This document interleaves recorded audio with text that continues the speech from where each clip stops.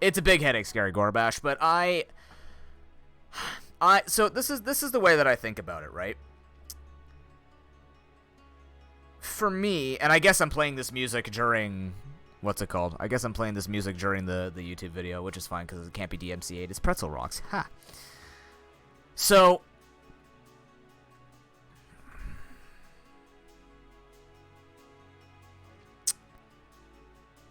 I used to be just getting pissed at everything that happened in the school system. For those who don't know, I'm qualified and certified as a high school phys ed and geography teacher.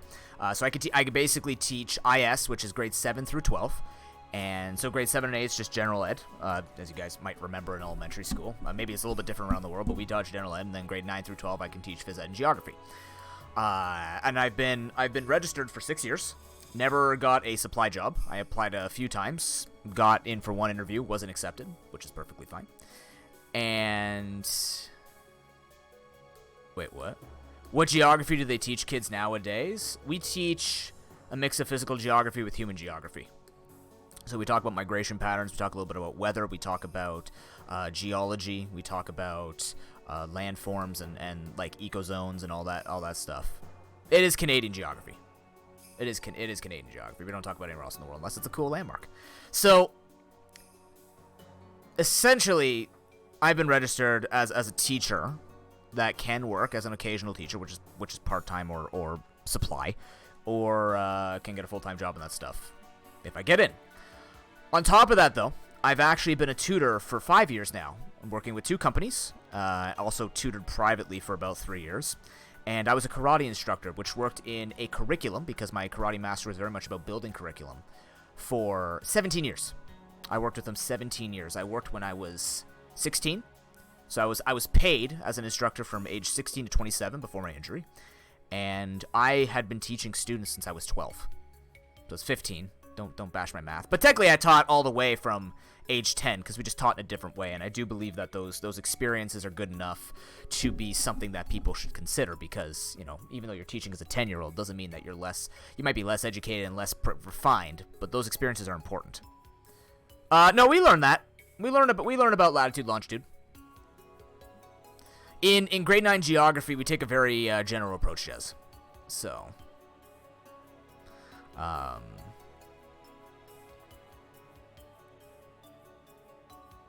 interesting, Gorbash. We're going to talk about that bubble. So just to clarify, I'm speaking from I'm speaking from the perspective of someone who has been in the schools, who has been educating for almost 2 decades without being paid as a full-time teacher for it, which is fine. I'm not talking about this to be a cry for I need a job or I'm not enjoying being the part-timer. I love tutoring. Actually, I love tutoring more than teaching now.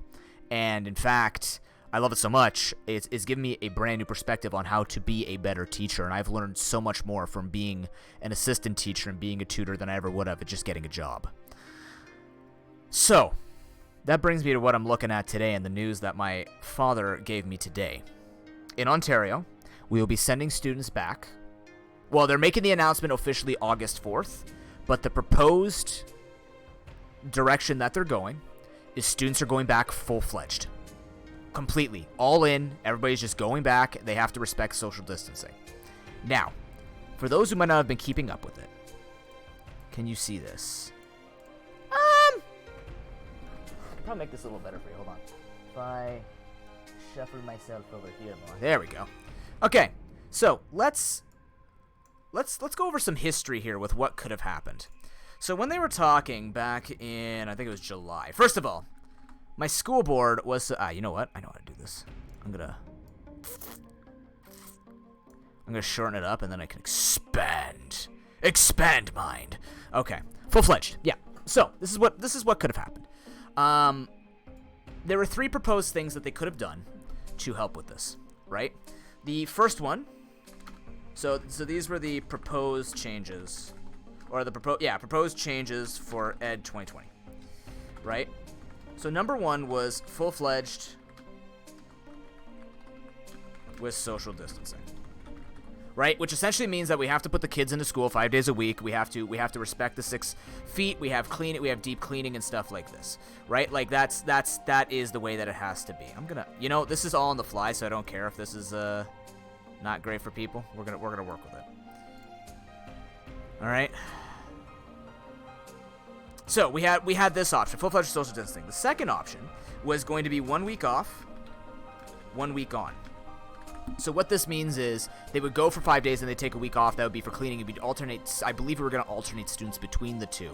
So what we would do is we would have the opportunity to keep them kind of distanced in splitting up into half. So essentially this is looking at like a 50-50 situation, right? So 50-50 in terms of like 50% of the population of the schools will be going in. That way you have tons of opportunity to socially distance. You go for the 5 days. The other half, I believe it's like half of the classes. So I think they were going to either do online or they were just going to have like the curriculum broken up and they do a little bit more intensive things. They didn't really make that clear, at least from what I've heard and what my dad had heard as well. So they were going to talk about a mix. It was going to be a blend of online and in-class learning and trying to split the classes up in half. The third way was going to be an alternating day system.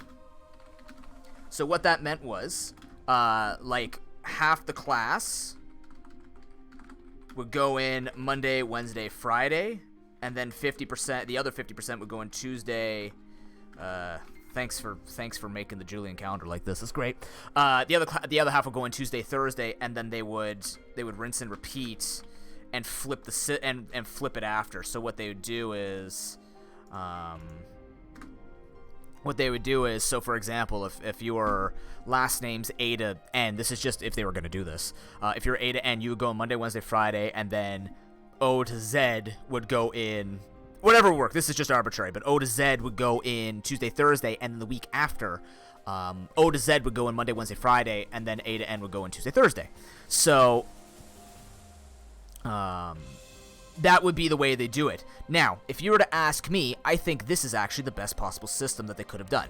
This one right here, alternating day system, because what that means is it keeps the students in a particular regimen. It helps them go back into the schools. It gives enough time, so basically you don't have to completely shut things down, so systems can stay open, right? You could do this very similarly with administrative assistants and other working faculty, as long as you have the numbers for it, right? The 1 week off, 1 week on, in my opinion, is great, but this requires a lot of online learning that a lot of teachers are not equipped with, especially in Ontario, right? And I'm talking about this from experience, and I could tell you the number of anecdotes where my dad, who's been on the help desk in IT, where people call him because they can't figure out how to fucking turn a computer on. I'm getting angry already. But the point is that with this, they would have to know how to be able to do online learning in order to manage those classrooms both in and out. From a teacher's perspective, the burnout would be pretty big, despite the fact, not only because now we'd be teaching kids in class, we'd also be teaching them online. Right? So that is a lot for a lot of teachers. So that would become that would be quite a bit of pressure to put them under. This one's ridiculous. The problem with this one is that puts a lot of strain on a lot of things that have to be done. Now, this has to be very sensitive. We have to put this in a time-sensitive situation here. And I will answer things in chat. Don't worry about it. So, the original idea, the announcement date that was planned was July 17th for the Toronto Catholic District School Board. Right now, I'm willing to work in York Region. I was willing to work in York Region. I have a few school boards that I'm looking at. So I'm talking from the perspective of TDSB or TCDSB. They said they were going to say it July 17th. This has now been changed to August 4th. Now, if I know correctly, and I don't know because they haven't talked about any opening days, to my knowledge, schools start after Labor Day. Now, if I take a look at this, Labor Day is September 7th, which means, theoretically, if they plan to keep everything the same, and again, I don't have this information, we'd be starting September 8th. So, imagine this, chat. Take this into account. You're given a job where you have to completely change a system that you've been working in for, let's say, 10, 15 years. Thanks, Cabagen. Imagine, like, you have a job. Let's say Pokelink. Let's use Pokelink as a great example. Let's say Jez and Link were developing Pokelink for 10 years, and they discover that something has to be changed because code-wise, they would start to breaking laws, or they would be under basically scrutiny if they kept the system the same way. So they have to take their system, not completely change it, but would have to rework it to be more accessible to more people, to make it more cyber safe for the average user, and essentially have to remold the entire system for the user base of Pokelink. And you give them a month to do it. Now, Pokelink, I'm not going to say is necessarily a small project, but is much smaller than maybe other projects that you would imagine, even though it's a phenomenal project. I'm talking about entire school boards here, where they are most likely talking about all of these during this time. I wouldn't believe that they're actually that inept. Thing is, they kind of are. So, what ends up happening is, you have now taken something that was already going to be kind of difficult for people to manage for teachers within a month and a half, and it's very important to note the teacher impact, right? And on top of that, and I will tell you this, on July 16th, they sent a survey out to parents about their opinions on what system to do. Now, here's the dumb thing. And this is where shit starts hitting the fan a bit. The date originally was still July 17th when they were going to make this announcement. The day before, they give 24 hours. What does this actually imply? This implies that parents have 24 hours to decide. Let's do it like this. Parents have 24 hours to decide what's best for their kids,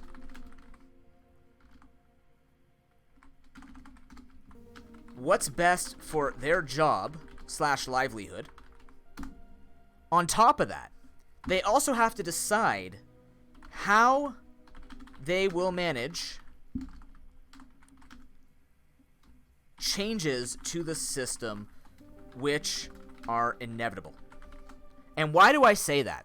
We have been talking about Wave 2 for how many months now? In fact, I think we even knew that this was going to happen from the very beginning, about a month in. Back when COVID had started, right? We had this idea that if it's going to go the way of 1918 with the influenza, or if it's going the other ways of the other pandemics that we've had, the smaller pandemics, right? Or just equally sized pandemics, we know that there's going to be a second wave. And in fact, it's threatening people like our age in the 30s and 40s and the late 20s. So, as Scurry Gorbash has said, this survey basically put parents into a situation where they have to decide what is best by the day before the education system makes this change. Now, I had a problem with this, because the fact that we are even finding out what the parents want is good, but that's unnerving. Because here's the thing. People who voted, people who got a vote, principals, administrative assistants, administrative staff, let's say. Teachers are a big maybe. I didn't see a single vote ever coming in for me, even though I don't work in the system. But the thing is, the teachers were replaced with parents, because some teachers are parents too. So they basically send out to families. They're asking families from grade 1 to 12 what would be the best for them. They asked administrative staff. This was not happening. And in fact, if this happened, it was not taken into account. And I'm going to show you what's actually going to be happening with another particular part with support staff. So, all of this might have been included. And you know what they all voted for?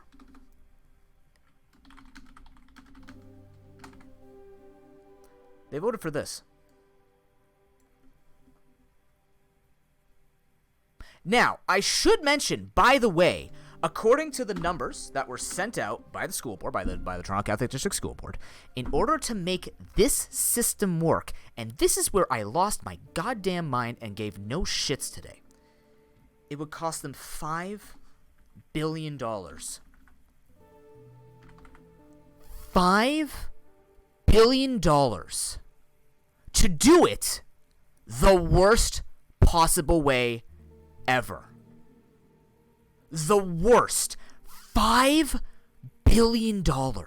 And what does that pay for? That pays for cleaning. That pays for the distancing. It's going to pay for the extra community centers that they need to open up now. It's going to pay for them to have to split up the population.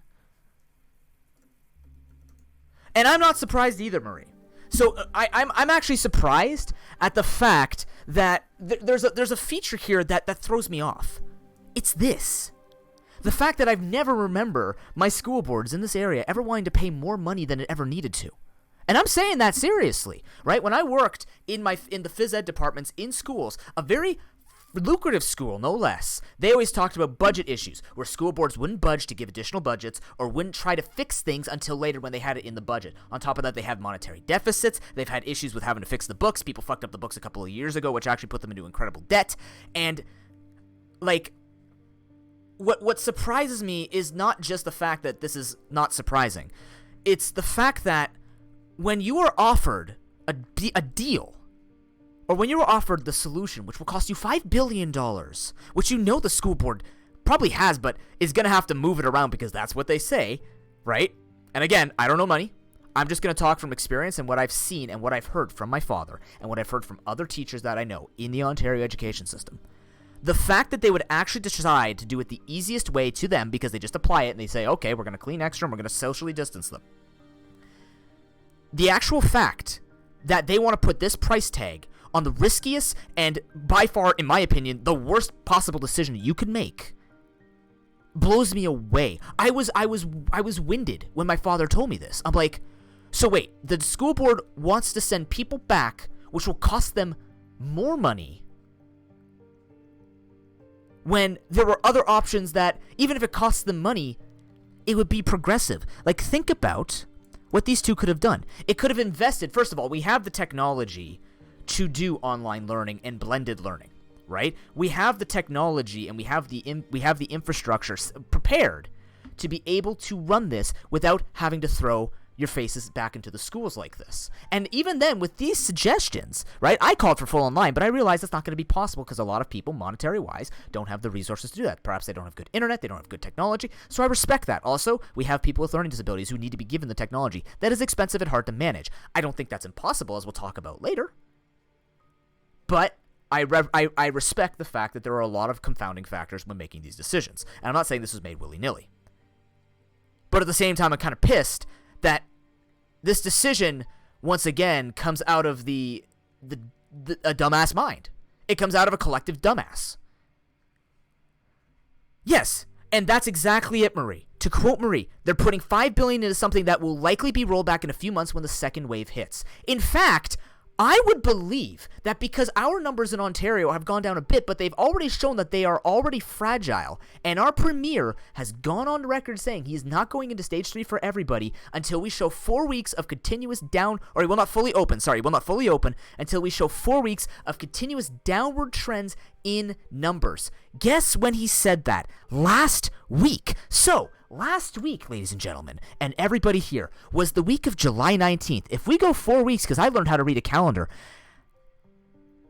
he'll know by August 9th if we're good to do this. And guess when they're making the announcement about opening schools?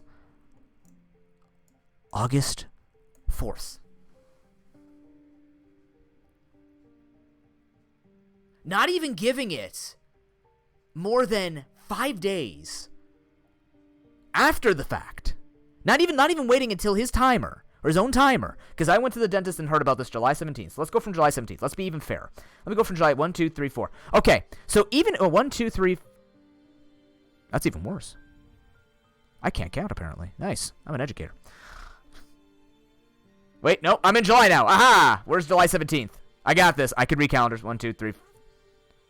Oh, July 14th, even worse. Or August 14th. Okay, so, even worse. It's even later when he made this announcement. 4 straight weeks of downward trends in order to fully open stuff. In my opinion, if you're opening up schools, you need to have that shit cleaned up. You need nothing going on in there because schools are breeding pools. That's not just with COVID. That's with the common cold. That's with the flu. Do you know how many kids get sent to school ill? And I'm not talking about like 3 days after the cold where their infection's done. I'm talking like they've got the sniffles that morning, but mommy and daddy have to go to work. And I'm not going to talk about socioeconomic status and about like, oh, they can't afford to take a day off. I have no right to talk about that, right? Because those are their decisions monetarily and their situation that they have to deal with. If it was up to me and how I think, my kid and my health and their health and everyone else's health comes before anything else. But again, that's my opinion. Yes, I know I just said I wasn't going to bash it, but I didn't bash. I said that's the way I think about it. So think about this. I have a kid who suddenly starts coughing during this time.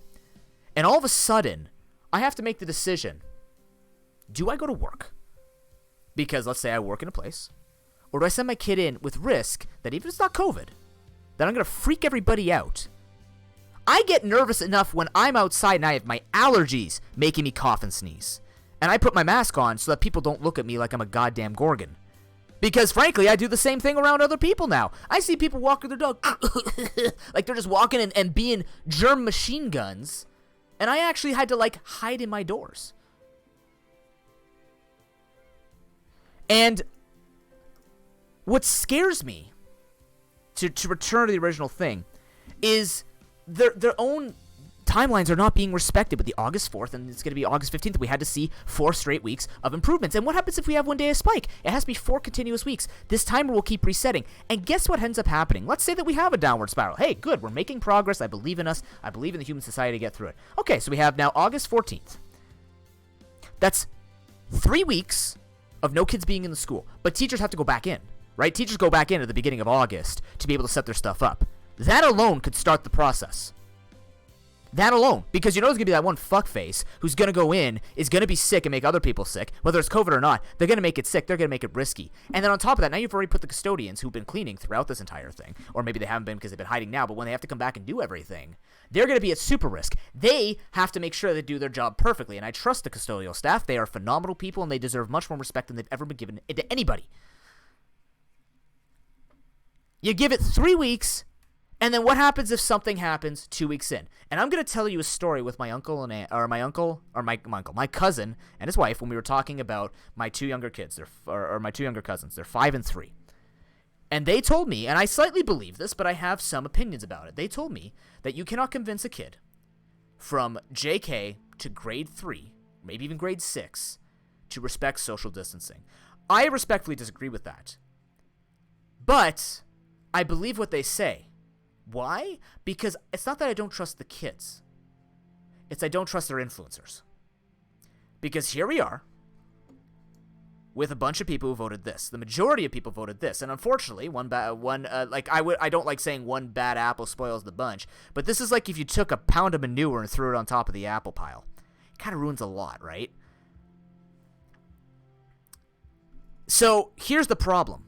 Yes, it is difficult to teach them how to socially distance because that has to start from home, and I'm a big believer that all education comes from starting at home.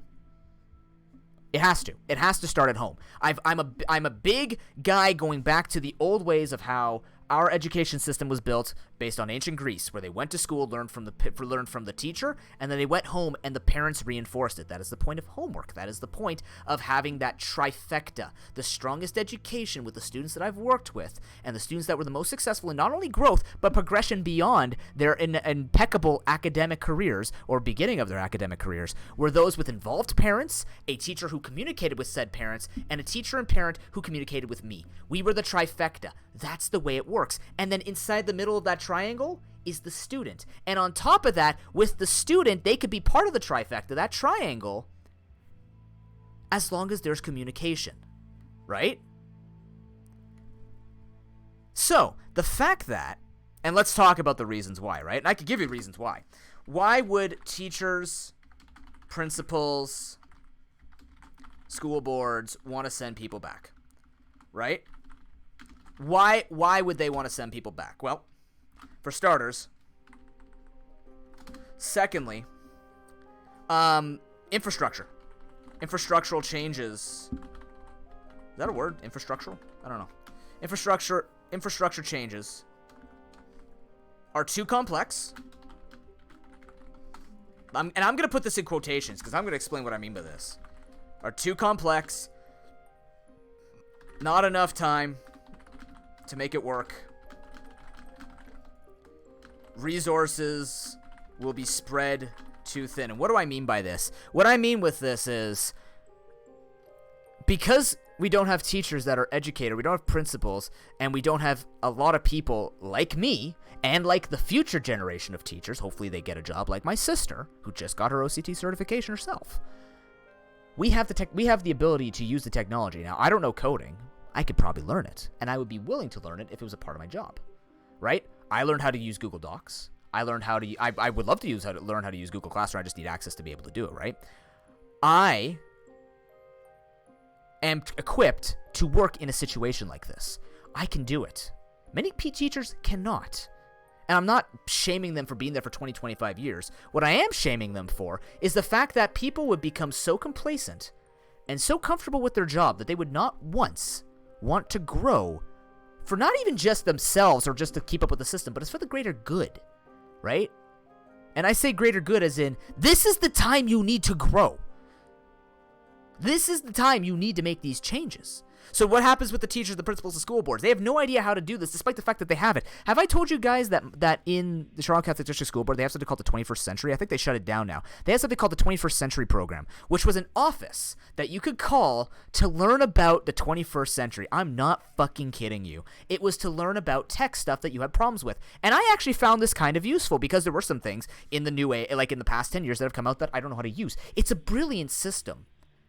And what scares me is that only came out a handful of years ago and not when the stuff was growing. It came out when stuff became too much. Frog in the pot analogy. For those who don't know, look that up. What scares me is the fact that that system alone couldn't keep up with helping a number of people. If I understood you had a simple call, a simple question, and you could give them kind of like that blanket answer, like if it was just a piece of a program, that's one thing. The fact that they would call, and my dad would know this from stories of people he's talked with, where they call about entire programs, like how to actually use Google Docs. I mean, I'm all for learning from other people. There is a help button there somewhere. You could Google how to use Google. That's the amazing thing about Google. So you have not only now assistive resources with people you could talk to, you have a help section. But these people couldn't find the help section. Or, my favorite, was when they would try and use technology, but they didn't own a computer, and they tried to do everything on their phone. And they're like, I can't access this particular program or this particular website. And they would ask, well, are you on your computer? He says, no, I use everything on my phone. How are you a teacher without a computer? Like, where's your work computer? Everyone gets a work computer. You get Chromebooks. Where the fuck is it? You can't tell me that every single school doesn't even have access to the basics of it, right? I would believe a lot of them have access to a lot less, but no access. You know what they used to tell us? This is my favorite thing. You used to tell us, go to libraries to read books if you couldn't afford books. Why can't we tell teachers to do the same thing? Or principals, or support staff, or anything like that, to go to learn a goddamn computer in a library that's still open, by the way. Or go find a friend who has a computer and use their computer to learn. So, as much as I would like to believe that learning from someone else is, well, I mean, I do agree with you, Marie, that learning from someone else, but there are different learning styles. But the problem is the fact that people are not just learning a bit, they're learning the whole thing when they need to learn it years ago. Instead of being prepared, they're being caught up. That's the issue for me. That's the primary issue for me. Not everybody learns effectively learning from other people. That's why we have students who check out, which is going to bring me to why the online learning would have been an issue, but not because kids can't learn online. It's because teachers don't know how to make it work to the best of their ability. At this point, we all have to be uncomfortable. That's the reality. We have no choice. We either get uncomfortable or we're doing what we're doing September 8th, potentially, when we all go in and we're all just hugging each other socially distanced, but we're all just getting fit into one big classroom. They better change this. I hope, God. I hope this becomes an outdated video when they make an announcement. That's going to be different. But this is the issue, is they're not prepared. Preparation is dead, right? And preparation takes time and will.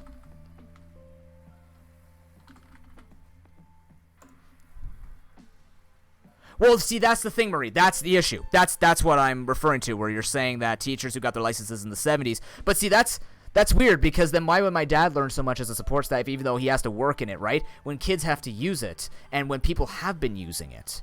The worst part about it is, that's also combined with the parents. And I'm not saying every parent is going to be working on a job that uses a computer. But there are a lot of services now that are forcing you digitally. It's like my grandparents who are 83. Yeah, they have no idea how to use a computer. It's also the compounded fact that my grandmother is blind. And my grandfather is not going to be able to learn that. It's way beyond him, right? We're talking 40s, 50s here, and we're in an age where they grew up with a little bit more technology than my grandparents did. Right? The fact that we have an even slight technological exposure should mean something about that. And on top of this, since when did we get super picky about what we do at our job? Especially when it's going to be,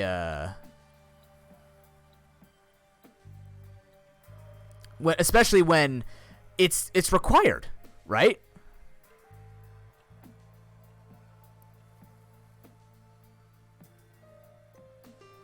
Hey, Nana, how you doing?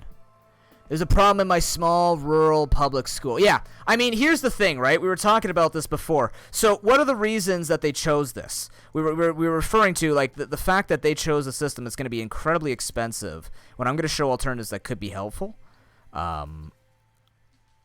It just blows my mind, right? So I'm not saying everybody needs to be a tech genius.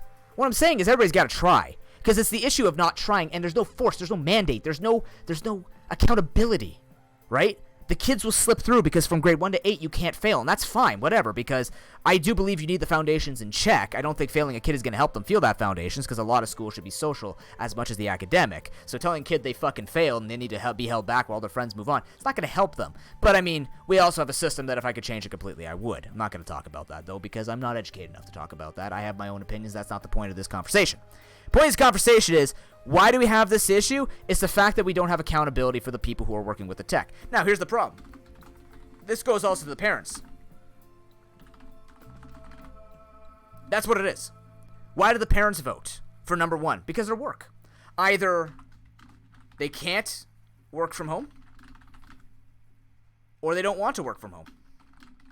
And I've heard that before. In fact, I've heard more of this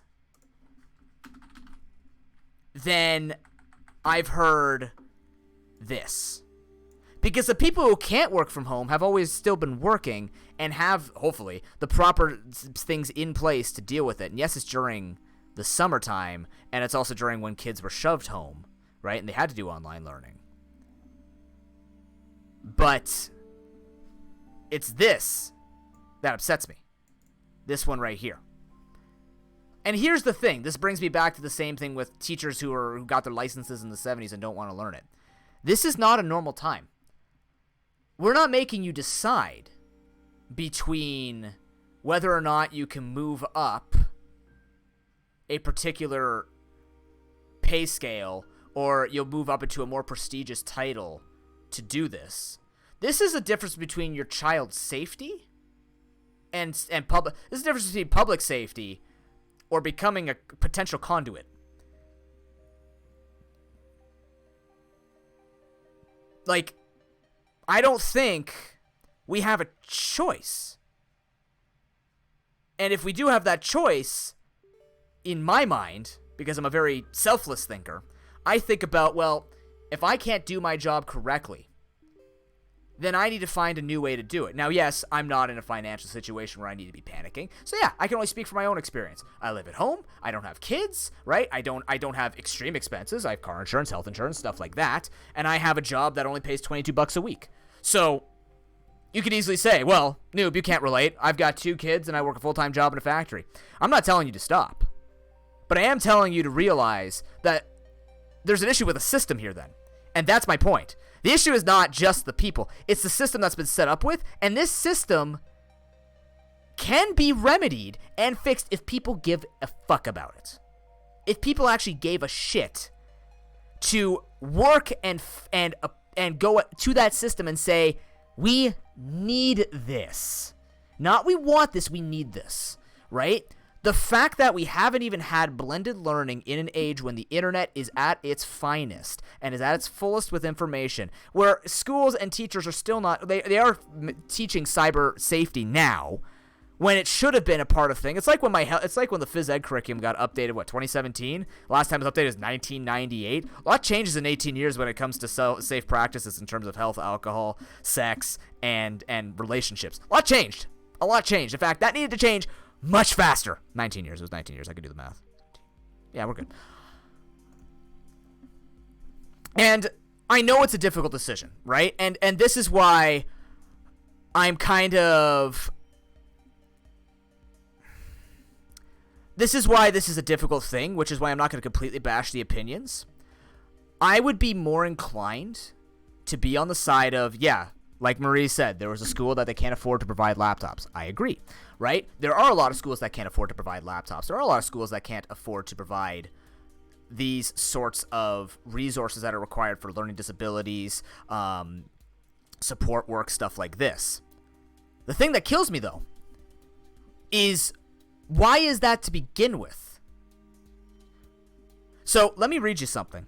I asked Dad to send me this because I found this very fascinating with the system that they're working with in here. Now this is CUPE. This is the Union for Support Workers, right? So like my dad's position and stuff like this. I want to tell you a number here. Okay, COVID costs. For them going back full-time. For them specifically. This is, I don't know if they don't know. Dad wasn't sure if this was a part of the $5 billion or whatnot, like the $5 billion proposed. What?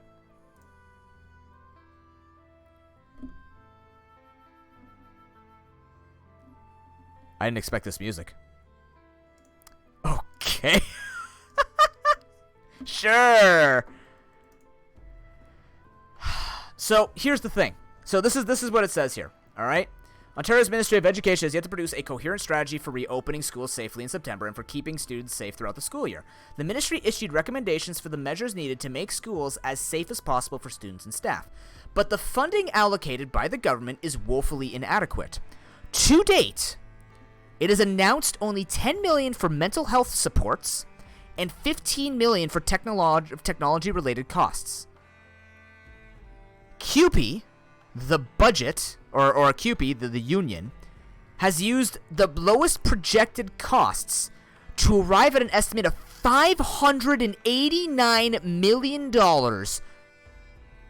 the amount needed to fully fund safe schools reopening in Ontario. That is $1.49 per student per day. And to fund this, they need to increase the GSN spending by 2.1%.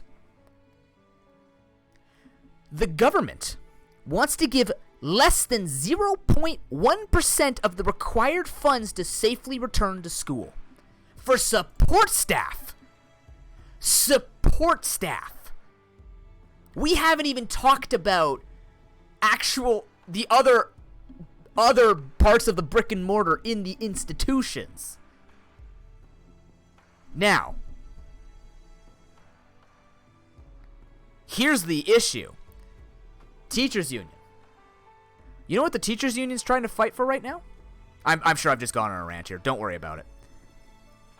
You know what the teachers union's trying to do? They're trying to get more jobs opened to cover this $5 billion, right? So what they want to do is they're saying, we need more teachers to cover the social distancing and the inevitability when teachers get sick.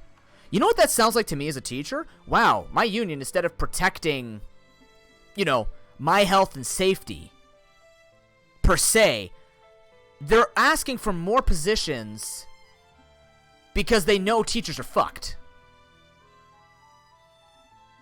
That's what it sounds like to me. Maybe I'm just overly cynical, but I mean, I've heard about people trying to open up positions and opportunities, and it's always a lesser one, and like I said, they don't like spending more money on people that they don't need to do, which is really weird how they keep on teachers that have been there for 20, 25 years making more money than an average person who'd be coming in and making less. Comfort, right? So, the teachers union is fighting for more positions to be opened, to be able to cover more of the population, to be able to get the socially distanced going in more. But the issue is that doesn't solve an issue. That doesn't solve anything. You're actually all you're basically saying is, we don't have an answer on how to fix this, so here, have more teachers to cover the asses of those who are burnt out or are sick or are going to get sick. We need backups. We don't need backups to begin with, because if we didn't do this, there'd be a lot less need for backups. Now, it's not saying that if they did the on and off that they wouldn't get as sick. No, not at all, right? Like, there'll still be that threat, there'll still be that risk, there's still gonna be that one fucking dumbass who comes in sick because their parents told to go in, or the kid doesn't know, there's asymptomatic out there, right? And sometimes you can't control it, but there are other times you can, and the people are not gonna want to, because again, they don't want to do a change. They don't want to fucking do something, right? Call me cynical old man, I don't fucking care. This is the reality. The fact that the solution to the issue, which was the wrong decision, has led us to trying to come up with ways to support people by just covering ass. That's like saying, hey, in order for us to stop the war, instead of talking, we're going to send more people to the front line and hope to God that we win. And we'll have enough until this blows over. Fuck everybody who helps with that. We're just going to hope to cover ass, to take that square peg. You know, my favorite analogy is square peg through the circle when we talk about beating the impossible, how people sometimes have to like back off a bit from it. I say it because I like to challenge the impossible. In this situation, you know what they're doing? Instead of investing in a cylinder to fit through that circle, they're shaving down the edges of a square and then making sure it goes through, and are ripping the outer lining of that circle to say, hey, we did it. That's what they're doing. And you know what this happened? You know, this works with the $5 billion thing too, right? It's more work. It costs more. And it makes you look stupid. And it's a temporary fix.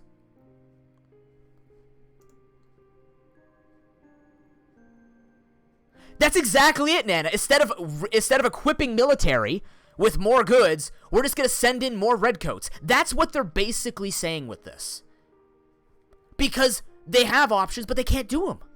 They don't want to do them. And if they did, they would have made it very clear. And people would be rejoicing.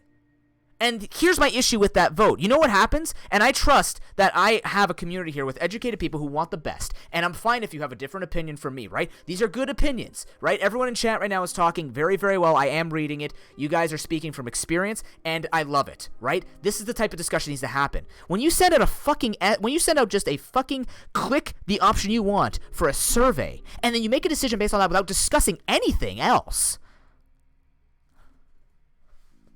Like, I want to see this survey, almost. I haven't seen it. I should have looked it up before going here. But, like, I'm just sitting there going, I think they asked about, like, number of family members and stuff like this and work situations, shit like this. It's like, but you were able to, first of all, you're going to ask all that information to do it within 24 hours, which is why they delayed their decision by 3 weeks, which is going to put back the preparations 3 weeks, because we still don't know what we're preparing for, right?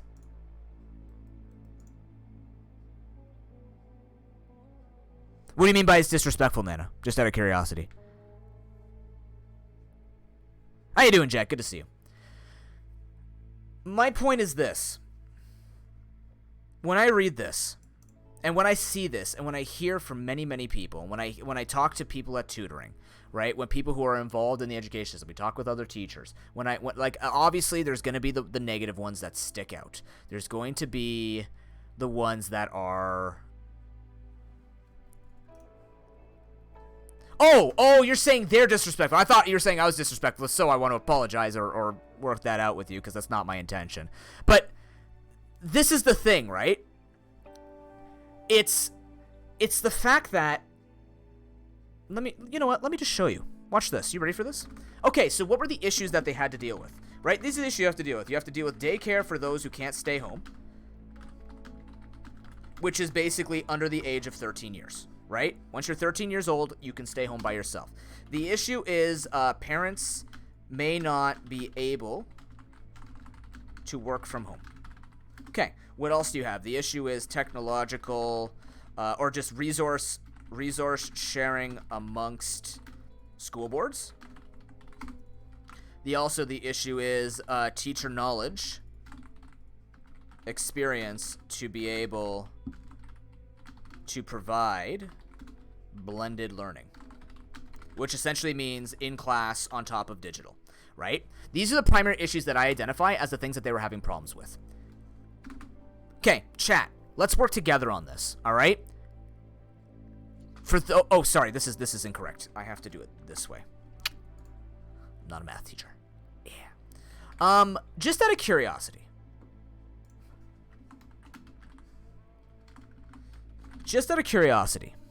If I was to tell you this was an issue with, if you're a parent, I'm sure there are some parents in here, or thinking about being parents. If you were told that you have a kid under the age of 13, and you have to keep them home, but you have to go into work, what would your solutions be? What would you actually do to solve this? What would you do? Like, here's the thing. You have no choice now, right?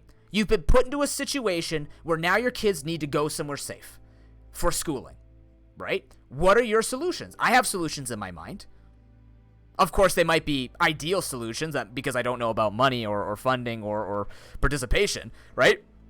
These could be the thing is, this is not the time to be perfect. This is the time to find solutions to manage a pandemic. This is not about making it the perfect system that's going to help with people, right? So what do we do about this day? What do we do about this caring for vulnerable? Because here's the first thing. First of all, I don't know about what happens in your states, but in Ontario here, you're at least 14 years old going into high school. So there's no issue with high school. For some reason, high school is being forced back. 9s and 12s could stay home by themselves and learn from home if they needed to. And if you had to do some kind of blended learning, that's simple to do. Now, yes, I should mention that these decisions, what school boards do on an individual basis will matter, right? But I'm going to talk about what's the problem with that as well, because by leaving up that much freedom, it's going to cause a lot of problems with it.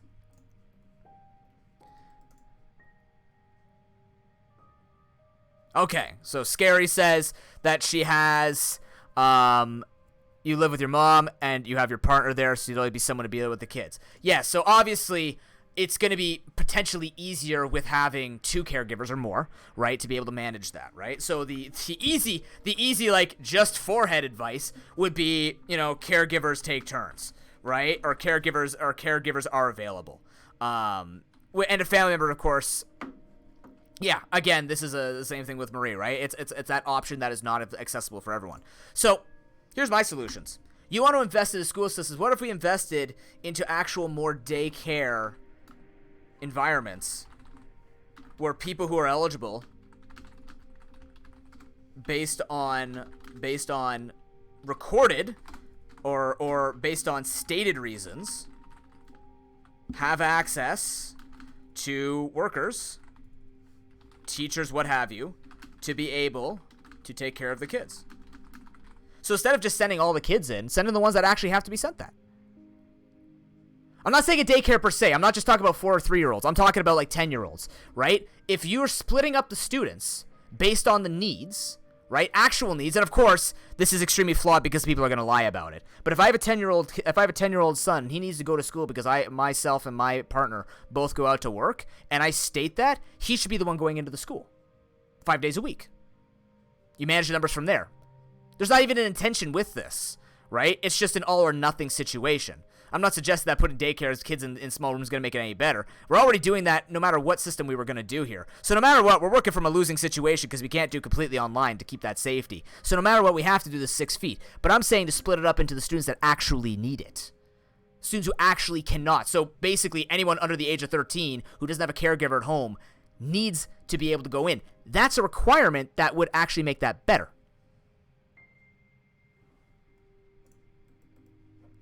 So if you don't trust online school, or if you have no choice but to send your kids in, for me, right, in my mind, investing in that situation to be able to have the teachers take care or work specifically for in-school students in their grades, right,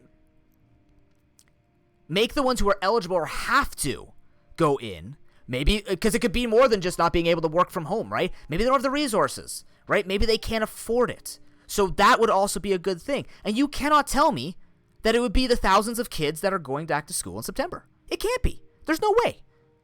In fact, it might even give options to some students who go work online. If you say there's a disadvantage, motherfucker, you can use the internet no matter where you go. Oh, they're more comfortable being at home. Then help your child learn at home. I've heard that argument before. They said, like, my son can't learn at home because he needs that physical connection. So I asked the mother, where are you in this? Oh, I'm busy when he's at school. And I'm like, So what do you do when he gets homework? Oh, I don't have time to help him with his homework. That's why we have you, the tutor. I'm like, so can you hear the problem with this right now? Where if you need that physical connection, remember that theory that I said about my educational practice where I believe that the teacher, parent, and student all have to be connected and talking? When I hear a disconnect, you're fucked already. Or that jet, where they don't know how to control, because that's what my dad said, right? A lot of people talked with at work, they're saying that they're just tired of their kids being home all day. And I'm like, bitch, you're a fucking parent. Why'd you have kids if you're gonna get annoyed by your kids? He actually told me a story one time where he got a call. Oh, he was working at a school before he was working at the school, but he was working at a school as an AV technician, and he had to deal with a situation with a high school kid, and he called the parents, and the parents basically told him, "Why are you calling me? He's not my issue between the times of 9 and 3," and hung up. Now that's one extreme situation, right? But I could guarantee you know why tutoring's used? Tutoring also gives them the hour off, right? Because, understandably, you use tutoring services when you cannot help. I respect that. In fact, I encourage that. If you have problems being that teacher, fine. At this point, we're not looking for perfection. Again, we're not looking for the best. We're looking for good solutions. We're not looking for ideal, like parents are going to be teachers. I'm a weird one. I'm a teacher, so I'm going to be a great teacher at home, too, for my kids. I hope so, right? And if I have problems, I'm not going to swallow my pride and say, well, guess you're screwed. No, I'm going to look at the resources or find the resources they need. That's why this type of thing feels good to me, right? If I know my kid needs this, I'm going to send my kid there. If I know my kid could do good enough without it, I'm going to do that. Because I care to make the system the best. And if people were actually honest about it, that would actually propose solutions to the problem with not being able to spread the resources. So now I've hit this one, and I've hit this one. And if they're 13 or over, I hit this one. Easy.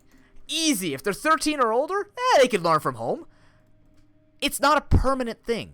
We're not moving people. If we were to suggest complete online learning, we're not doing that for the rest of our lives. It's going to happen one day, though. Remember that. Brick and mortar is extremely expendable. It's going to happen one day. And we're going to have to deal with it. Guaranteed. And I like Marie's thing, but that's much more macro than I'm talking. Where we just make economics and social changes that utilize taxes for education instead of military. For the USA specifically. Obviously, we're talking about Ontario, but that's still applicable. I mean, for me, this is also, let me make sure that everybody's on the same page. Not that I'm not liking people's opinions right now, but what I'm looking for right now are temporary and easy solutions that are better than what they've just prescribed here. We're like, fuck it, go in. Fuck it, jump off the cliff. Go. You'll be fine. Your parachute will probably work. I hate that system. Would a teacher being required to teach in person be given a hazard pay? No. Otherwise, I would have heard about it by now. Maybe it's part of the thing that they're telling us August 4th, but probably not, right? Because the thing is, the hazard pay would probably be talked off as we're doing proper precautions, so why are we paying you for hazard pay, right? We're putting in the extra, and I do believe when they say extra cleaning services, because I know that the best custodians and the most funded schools actually provide, like, they keep them spotless. Don't be fooled. If you had a custodian and your place was fucking shit, they stay till like 11:30 p.m. cleaning up after the crap of high school or elementary school kids. They actually scrub that shit down. If you had a bad experience, you just had a bad custodian. Those people put in more work than anybody in the fucking school themselves. Anybody. Anyone. If you have a caring custodian, they scrub that shit, so when they say they're going to do extra scrubbing procedures, they will do it. Right? I firmly believe that. Also, scary, I do believe it'd be getting paid hazard pay with violence, threats of violence, and all that other stuff. But that's besides the point.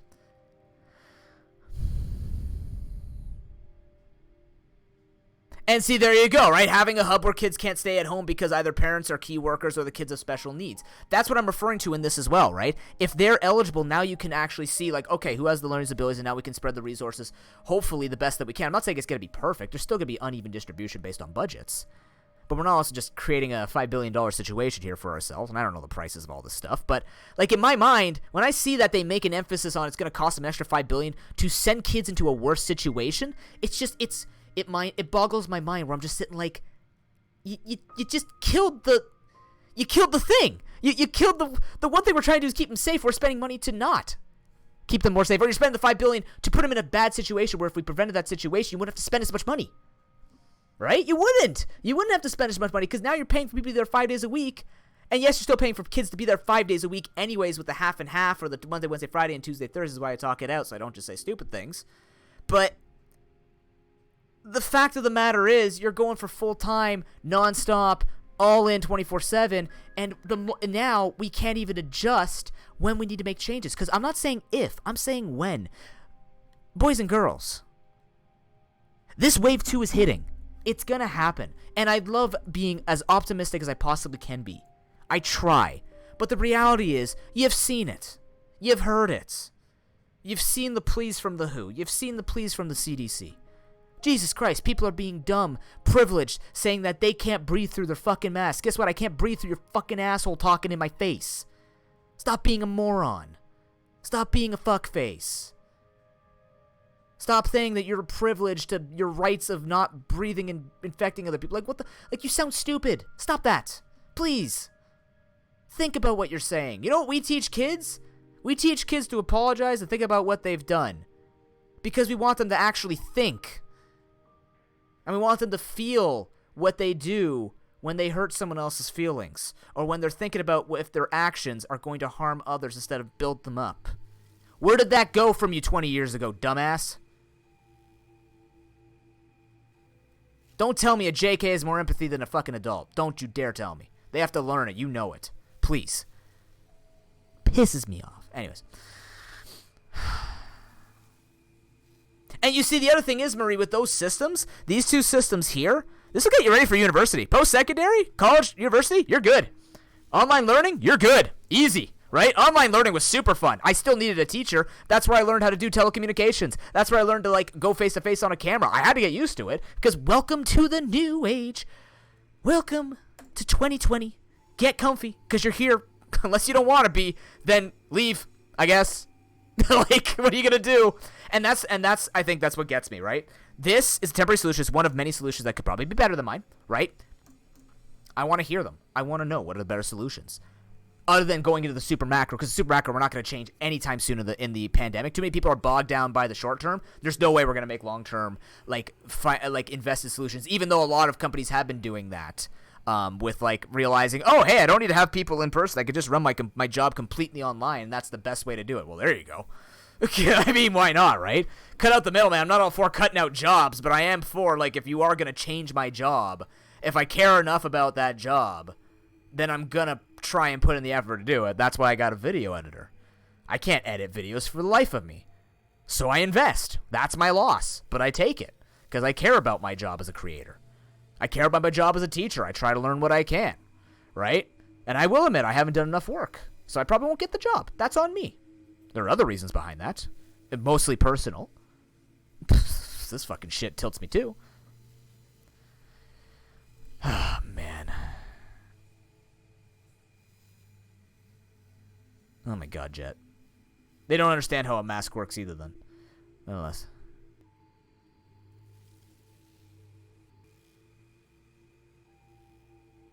Yeah, I know.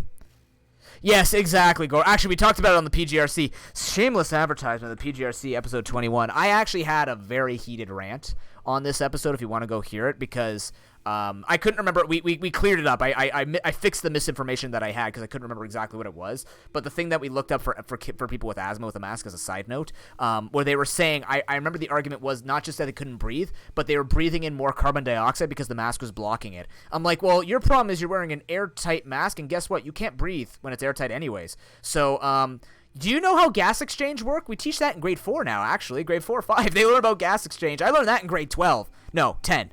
And then university. Kids are learning that way earlier. Gas exchange doesn't work that way. If you could breathe, air's coming in, air's leaving too. Dumbasses. Anyways. So, okay, so that's the caring for vulnerable. Let's talk about that. Next, what about the not working from home? It's dealt with above, right? What about the teacher knowledge? Let's talk about the teacher knowledge, right? Our workers are inexperienced. Right? Now, obviously, we could go back and say, oh, let's go back 10 years and educate them on the future of their education anyways before they have to feel like they retire because, oh, I just can't keep up with the same hours. Too busy. Well, when was teaching easy? Oh, right, when you put in the minimal effort. Yeah, I am being savage. I don't fucking care.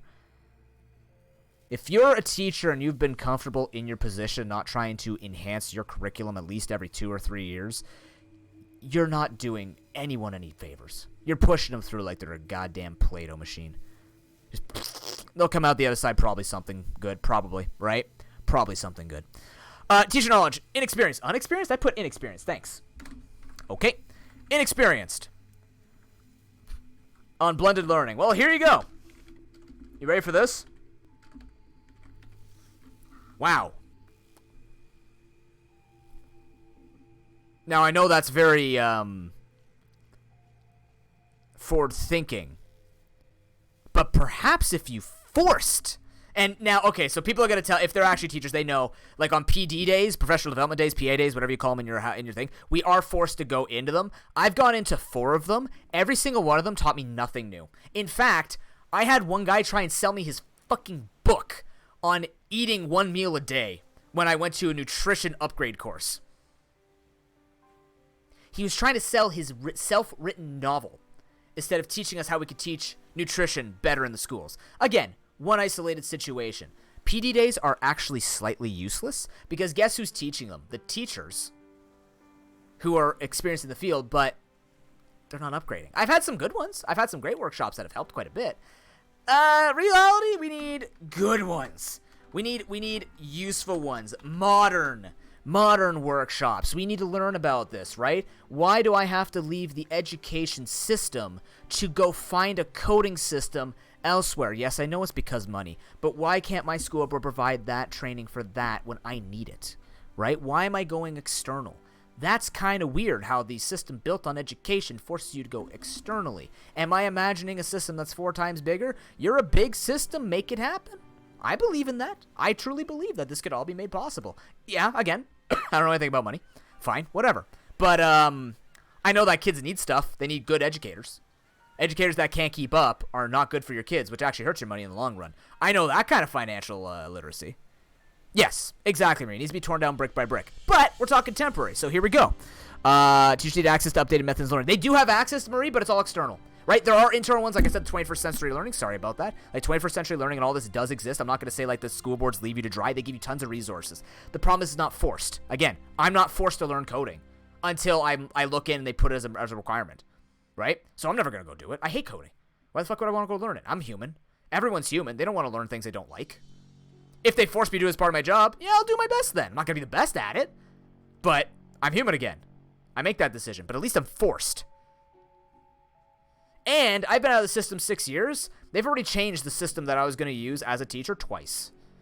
I'm obsolete, and I have to go learn it myself. And I'm like, okay, where's the upgrade course? Oh, there are upgrade courses outside here. You got to go for this and pay for this. I'm your teacher. I'm already paying for degrees. I have to pay to have school boards look at my resume. By the way, I don't know if you guys know that. I have to pay for people to look at my resume. Do you know that? $14. Was it 14 or 17 now?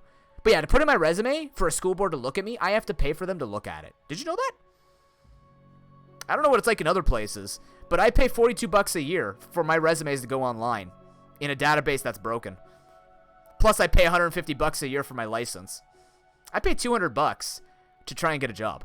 And that might not seem like a lot in the grand scheme of things. That's an entire day of work for me as a supply teacher. And you'll be like, oh, boo-hoo, 6 hours of work. Does that not sound a bit stupid to you? I'll pay for my license, but I have to pay for you to look at my resume. That's stupid. That's dumb. Oh, but we're hosting your information on a website.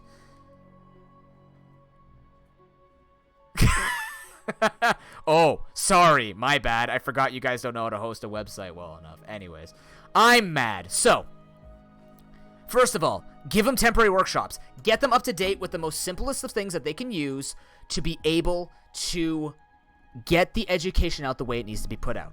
What else can you do? If you inexperience... Now, this one's way harder to do, and it's very biased because I'm a guy who's looking for the job. But here's the deal. If someone's unfit, we take him out as a referee. We take him out as a karate instructor. We take him out as a paramedic, right? Top 10% only get the chance to be a paramedic, right? If someone's unfit for work, tuck your balls in, swallow your pride, kick that bitch out. Serious. I'm dead serious. Kick that useless person out. Oh, but we're not going to have enough replacement. There is a backlog years back. Nice try. You can't tell me that. And you know what, Nana? That is an issue that we could talk other days because I love talking educational policies. Even though I'm sure I'm going to stir up a lot of shit with what I'm saying. But you know what? I don't care anymore. I'm talking from experience, and I'll tell you right now, did you know that we had to put in a law telling teachers to not go back as supply teachers? So what they were doing is they were retiring but then going back as supply workers. That got shut down about 3 years ago in Ontario. But for the first 3 years of me looking for a job, I was replaced with teachers that were already in the system because they didn't have to retrain them. They were trained. They were ready to go.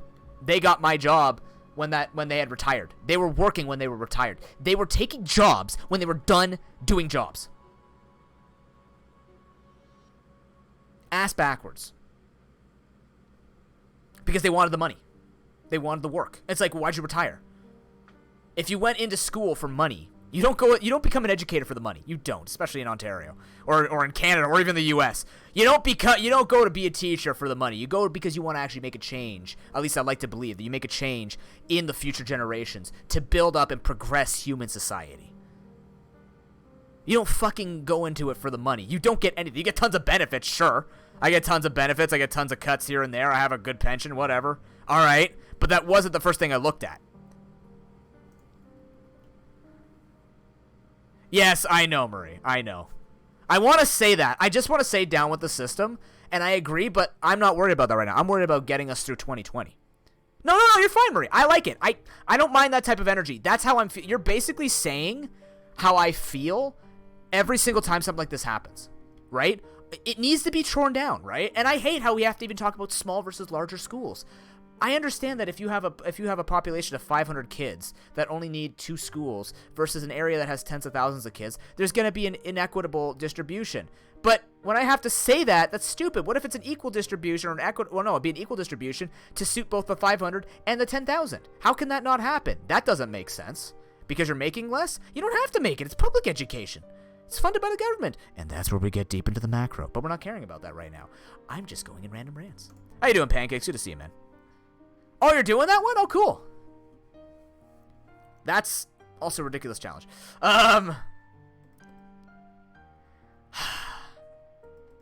So yes, replace him. I'm dead serious. Or my favorite one. Okay, this was actually my suggestion for the very beginning before they started talking about this. You have the in-class teacher with online teacher. Imagine that. Imagine me working next to someone who works in the schools. And they cover, in these formats up here, right? Let's do this one, all right? Monday, Wednesday, Friday, kids are working in class. The Tuesday, Thursday kids are online. Now imagine me covering the kids online while the other person works in class. We talk together, collaborate, make sure that the programs are on the same page. We're teaching the same thing just to different sizes of classes, and we just rotate between that. Do you know how fucking easy that is? You know how easy and how much I love that system to the point where if I became a full-time teacher, I would want a teaching assistant even if I'm teaching grade 11s? I think it's so great to be able to split up classes like that because we're already working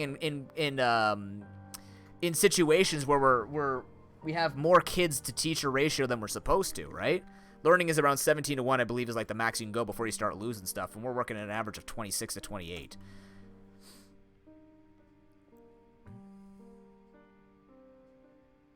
Oh no, and I agree, Marie. My hopes of this with because we have to think about the micro because it should be affecting the macro because the macro is the thing that got us here to begin with. My hopes is that if we have an effective micro, that effective micro will affect the macro. That's the issue. Short-term solutions right now are not working. So we need a better short-term solution. And the more better short-term solutions that we do, the better the macro should become because it'll have no choice. The idea is to force it, right? I'm not talking anarchy. I'm talking... If we just have a good solution, like think about it this way. Think about those companies that are just saying they're going exclusively online all of a sudden, like the shipping companies, right? There are a couple of shipping companies that are just going exclusively online because they saw how great it is to get rid of brick and mortar. Not many, yeah, some people will lose their jobs. I hope to God they find some way to be in that company.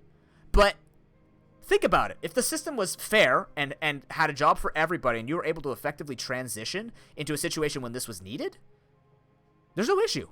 You just go, okay, well, I guess I'm at home now, right? It should be that simple. It should be. I know I'm delusional and utopia-centric and fucking shit like that. But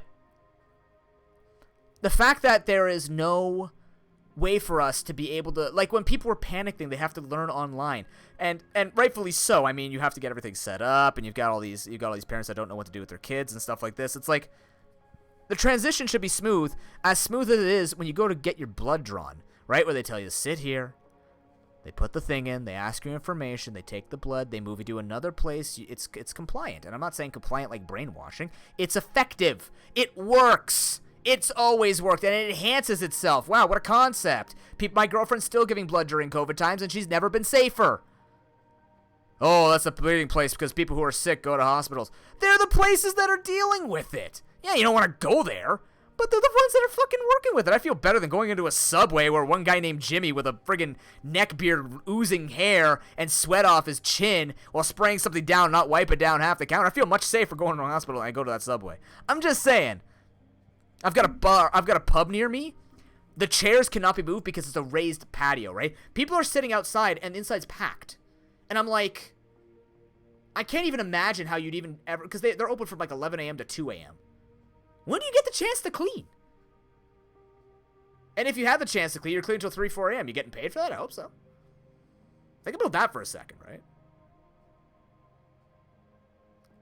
And that's why I'm saying, Marie, hey, I like Subway. That's why I'm saying, Marie, if there was easy ways to transition, I'm not talking about replacing with robotics, but I'm talking about, like, if you had to move the way that your job processes, right? Because I can't talk about replacement. That's inevitable in most cases. I could be replaced as a teacher one day. I hope not, but because there is a human connection required. Even if it's online, it's a human connection.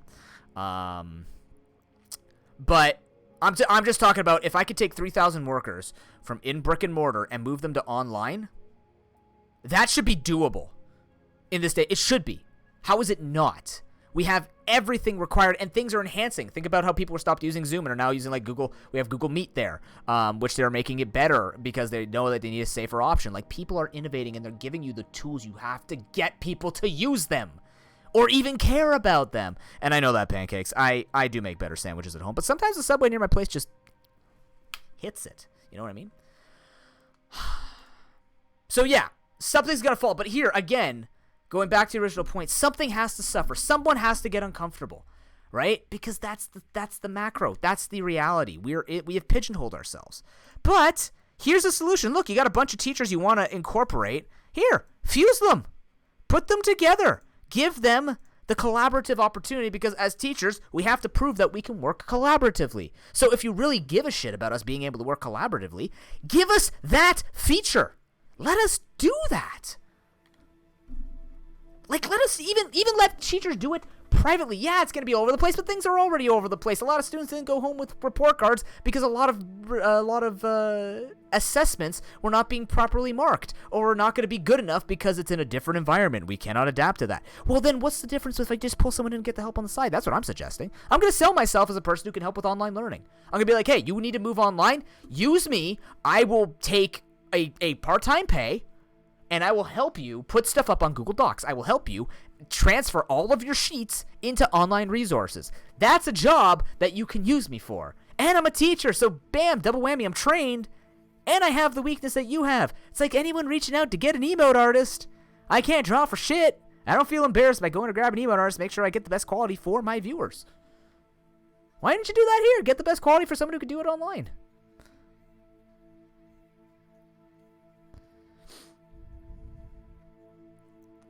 You move the administration home, Marie, if you're really asking. The way that I see it, of course, I'm just going off what I would imagine. You still have the people in place. Like, I'm not saying it's inevitable you can move everything off, but if you can move people, if you can shift population similar to how we were talking about before, if I didn't believe in the 50-50 system here, then I wouldn't believe you'd be able to do that in a shipping place first, right? So that's what I'm saying. That's the best it's going to get. That's an answer, right? That's the best it's going to get if that's all you could do, right?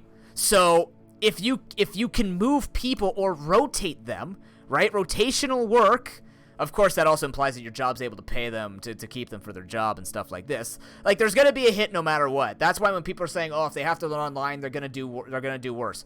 Find a way to make that work. It's like somebody lost their job, and I told them, look, like, this sounds super tight coming from a guy who doesn't have a job either.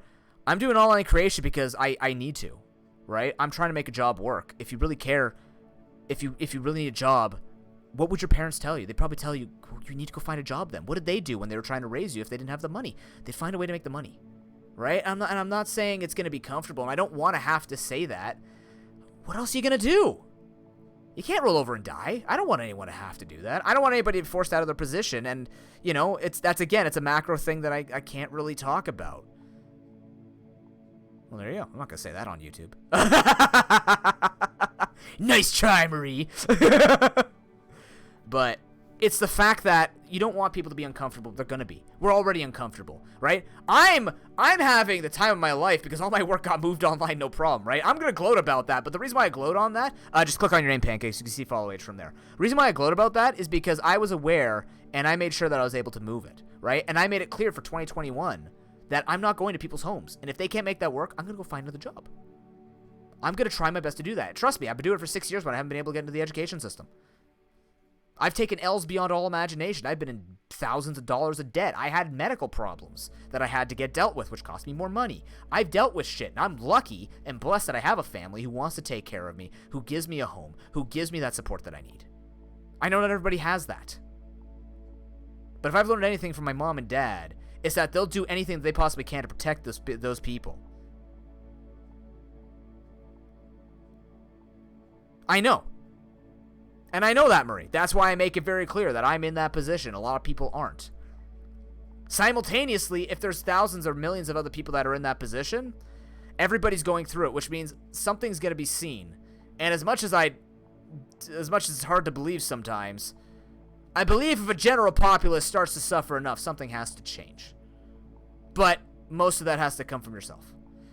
I don't know how else to think, right? When I think of these types of solutions, or when I think about the reasons that I've heard or that I know, right? Oh, the other thing here, by the way, is kids are annoying.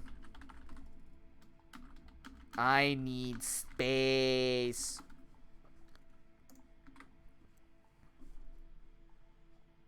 Right?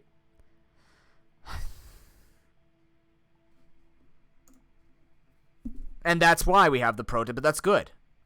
Right? And that's and this is why I'm talking exclusively in education, because I can't talk on anything political. I mean, I can say, like, I could just say the typical, you know, we as a human species need to stay together, and I believe all of that. But the thing is, like, how many times are you going to say it when we need to value and appreciate all the work that people are doing? Saying it 1,000 times is not going to make it any better, because if we're the people supporting in the back, the people out in the front need us, right? And I'm a person in the back that definitely does the emotional support, because I'm not brave enough to go out into the streets and protest, right? And I've said that before, and it's not because I don't give a shit about Black Lives Matter or don't give a shit about the COVID shit that's happening on, right? I care about being able to be there for the people who are going out. I'm the medic. I'm the support in this teamwork.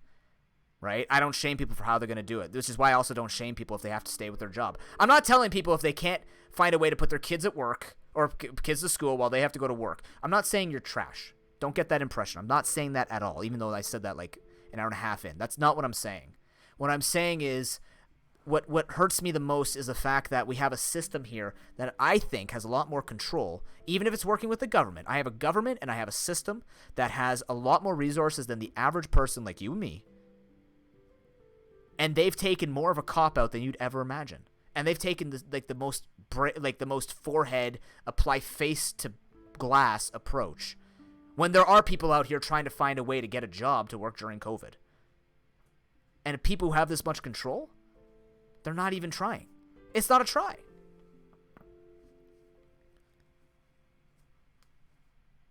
Like, these micro changes will get us through COVID. But I'd like to believe it's going to go the same way as the business or the business that have gone exclusively online. Something's going to have to eventually change. Something has to. We cannot stay this way. And it's been said multiple times, and this is why the protests are incredibly important more than ever. Because just like during the civil rights movements and all the other times when we started building more rights to black people, to women, profound changes, because if it didn't happen, we wouldn't be here today. This has to happen again. I don't want it to happen like this again. I'm not saying it's like a necessary evil or shit like that. I don't want to believe that. I don't believe in that. Nothing is necessary. The only thing that is necessary is to break systems down that literally oppress and make things harder than they need to be. That's what I believe in when it comes to change. We're literally cleaning up other people's garbage. Happens in politics, happens everywhere else. But for me in education, what I want is I want students to be able to go into the year 2020 and 2021 having the best education they possibly have, feeling safe. Parents feeling safe, not having to be like a parent in chat here who is totally concerned about other kids being the problem. Right? You don't want to have to worry about the parents or the kids or the administration or the teachers or the principals or the school board leaders or the trustees or the financial advisors. You don't want all these people who are going to be running it that are just going to challenge you when this is not something up for debate. We don't care how much COVID's going to kill. We care that COVID can kill. Think a little more black and white on this. We need to be safe, and we need to take care of each other. We need to protect each other. We need to think about what the implications of this are. Now, here's my other thing. This is the worst part about it. We haven't even talked about, like, what happens with the fact that you guys are also talking about in the U.S., where decisions are made, hey Tim, where decisions are made individually. School boards get to make the decisions here. So I have nightmare situations. What if kids decide to move school boards? Right? What if some decide, hey, you know what? My kid's okay with learning online. I'm going to move them over to this school board. Now you got to get them there, right? Now it's inaccessible, right? If every school board decides something different, numbers are going to become inordinate. So what if a bunch of kids or a bunch of parents want their kids going into schools? Now they're overpopulated. Oh, we can't take you into the school board. You have to stay with that school board, which is going to do blended learning. Oh, but I don't want my kid doing blended learning. Do you see the problem with this? There's no single thing, right? They give them the information, say, okay, do what you want with this. That's as much as what I've been hearing with the states, right? Where I'm hearing like, hey, yeah, these are the general mandates. You guys have to apply them. That's what they're doing with school boards here. And I'm like, but how's that going to work? If I'm a parent and I want the best for them, I'm going to move them to the school board. It's going to give them the best during these times. Then I'll move them back when it's all done and everything's back to normal. But what happens if everybody wants the same thing? Now you're overpopulated. You're going to force people to have to run a certain way, or they'll have to talk and be like, yeah, we don't have options. It's a nightmare. How do we work with that? Right? Actually, Nana, I was teasing the idea, and I know this is incredibly controversial, and I know I'm going to get flack for it. I think free education is dead. I think it needs to be not private, but I think we need to shatter the idea that just because it's free education doesn't mean that parents shouldn't be investing more into education.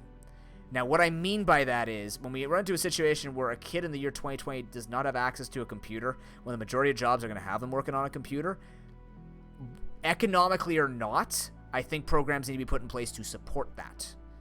But I don't think our system, until it's drastically changed, can actually manage that. That is here too, Marie. But you can make certain exceptions here and there, right? Because, I mean, yeah, you're right. Yeah, they can't move it like that. We are based on address as well. But, like, what if you have an uprising in a school board? That's what I'm waiting for. I'm waiting for like an entire group or like entire community to just be like, fuck it, we're not going to school. And they'd be like, well, you gotta go to school. I'd be like, no, we're not doing it. And they'd be like, well, I don't know what to do anymore because they have no answers to that, right? Like, I'm waiting for that. I'm like, what do you do? What do you do? Like, what if you just got every parent together and just said, do you care about your kid going to school? No, okay, don't go to school. Dead serious. Tell them they're not going. What if that happens? Anything can happen in 2020, man. I'm looking for Nostradamus shit. Truly, with that. Because I think that might actually force people to reconsider what they're going through. Right? You're going to have division in schools. You're going to have kids.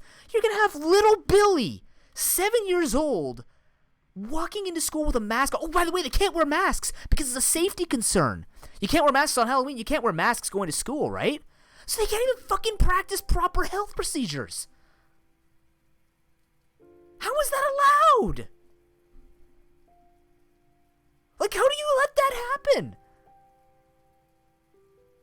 I'm a teacher. I'm going in with a mask. I'm going to go in with a mask. I don't care. They're not telling me to take that off. I'll leave. Yeah, I'm not pressuring money, but fuck that. I'll find another job. No way. And then you're telling kids to practice social distancing when people who socially distance still wear masks going out in public.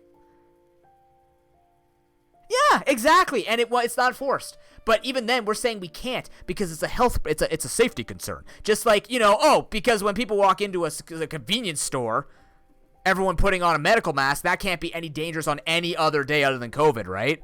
You can't tell me that somebody didn't try to rob a convenience store once with a medical mask on, because that still covers enough. Yeah, it doesn't cover as much, but they could do it and kind of fake it and be like, psych, you're in a holdup now. Like, what are you going to do? What do you care more about? Do you care more about keeping everybody healthy, or are you caring about the low chance that somebody's going to rob your school and threaten kids? Either way, they're at threat. The difference is whether you're going to be destroyed from the outside or the inside.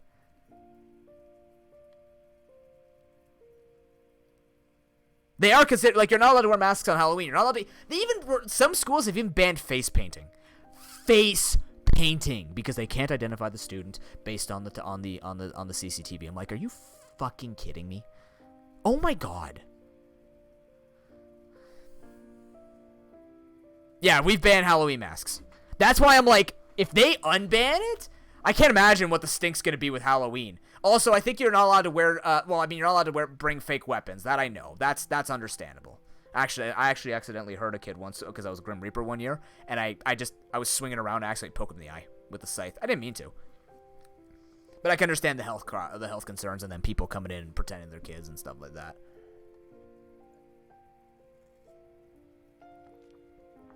Pancakes, can you imagine if they forced teachers to wear a mask and a face shield? Holy fucking shit, I'd feel so safe. That's not happening. There's no way that's fucking happening. If that happens, I'll be so happy. That's not happening. There's no way. They're gonna pay for tens of thousands of teachers to get that type of thing. We weren't even involved in the vote for this shit. They're doing it in California? That's great, man. I'm glad. I would be so happy to see that. If that's happened and I haven't seen it, that's just me not knowing. And I'll be very happy to hear that. And people can tell me about that. I'm not looking it up right now because I'm just ranting. And for anybody who's listening to this, thank you very much for communicating effectively in chat and not just saying, noob, your opinion's trash. That makes me feel better about actually expressing my opinions and feeling better about how I feel and just seeing things from perspective of being in that system that I have to deal with. Right? Yeah, exactly. Essential oils. Damn it, essential oils are actually like the cancer cure. Just gotta sprinkle some lavender on people, this all goes away. Of course, how could I forget that? I only did kinesiology in university. Forgot about my essential oils class. We shortened it to EO 401 so that we could be cool.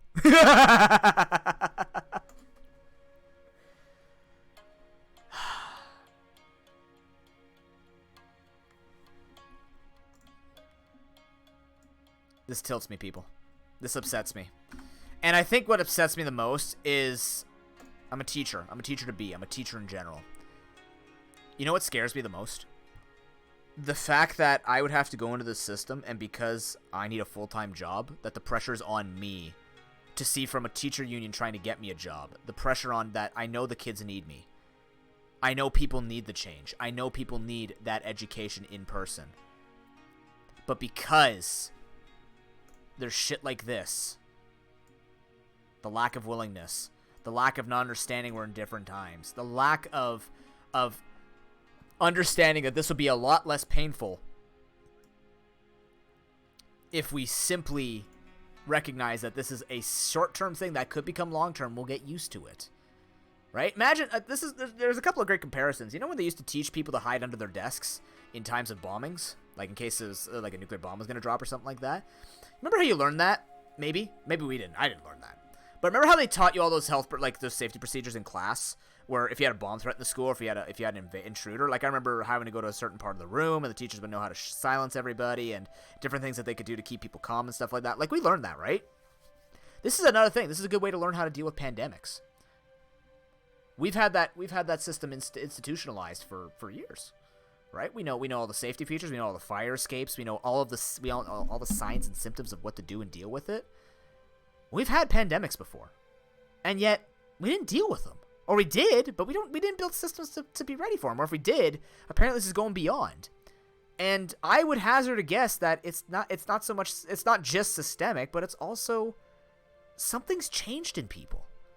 Like, what happened? What happened? Where we just became these these people riddling off semantics more than the reality. Who fucking cares if it's your right not to wear a mask?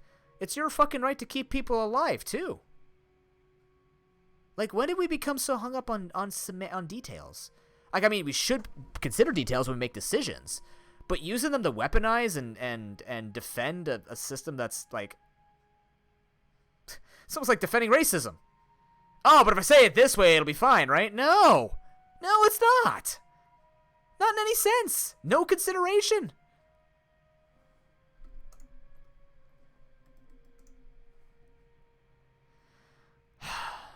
It just scares me, right? It scares me. And I try not to subscribe to conspiracy theories. I try not to subscribe to doomsday stuff. I try my best not to put myself in a situation where I believe that we need, like, it's like an absolute flip where we need to start suplexing our prime ministers and our presidents and just taking over, because that makes us no better than them.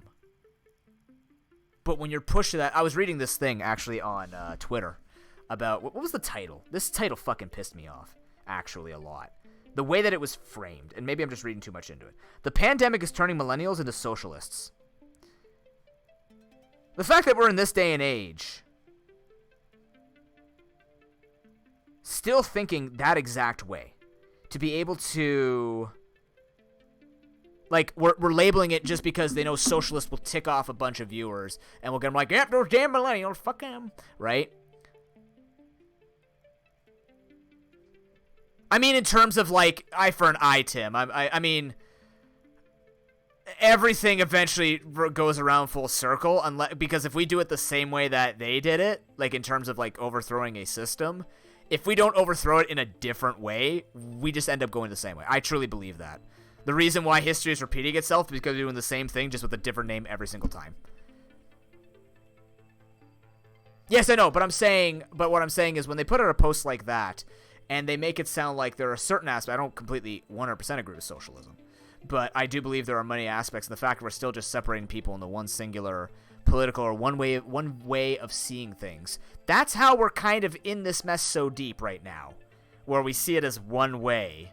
And and when we explore options, everyone suddenly goes, I don't know, man. Options are a bit spooky to me. I'm just gonna hide away in my merch, you know. Like, I don't know. Maybe I'm just not saying it correctly, but in my eyes, we have the power and the education and everything so much more than ever to be able to make changes on an individual and a small group level and a collective level to be able to influence the people who manage the collective. And yet we're throwing away the potential, other than through protest. Don't get me wrong, the protest is great, right? But I think that because we have these small groups that are literally trying to chip at the system, yes, there's always going to be discourse, there's going to be things, but I cannot see how you can legitimize something that is proven to do something, even if it doesn't 100% protect you. Let's put it this way. I'll tell you this. Let's say I was put to gunpoint, right? And they tell me, hey, if you run 2 meters, the chance of you get shot are significantly reduced. Now I'm going to say, well, I'm going to get shot either way, so I'm not going to run. I heard that once in karate when they taught us that. Once you're beyond 2 meters, the chances of them hitting you with a bullet are very low. I'm sitting there going, this is a handgun. And with like an unarmed and an armed but inexperienced like robber type of thing. We're just teaching kids, right? So we're using a basic example. But I had a kid say, why run then? And I'm sitting there going, so are you saying that because we've given you information that could greatly increase your chance? It's not guaranteed, but because it's not guaranteed, you don't see a point even trying to push it? That's like saying, hey, we can never change the system, so why is pushing it? I used to think like that a lot. Like, I will make a change on an individual basis. That's the best that I can do. But that's not enough. When you make individual changes, your individual changes have to touch the system, right? That's why I take That's why I take my Twitch chat seriously. Why I take the stuff that I do seriously, right? When I say things that I'm going to be expressing my opinions, or when I'm going to be talking about things and trying to make changes, I'm trying to make the change to fix the better of the whole, not just the part. Doing stuff on your own, the actions of individuals can be extremely powerful, because the assumption when people were saying that was that everybody was trying to do an individual thing. I don't think we live in that age anymore, or haven't for a long time, especially now. You know, the actions of the individual is no longer enough, in my opinion. I think we have too many people doing equally and opposite reactions to throw that off and make it hard to believe. It's hard. It's hard to believe. And maybe that's just COVID depression sitting in. Maybe it's just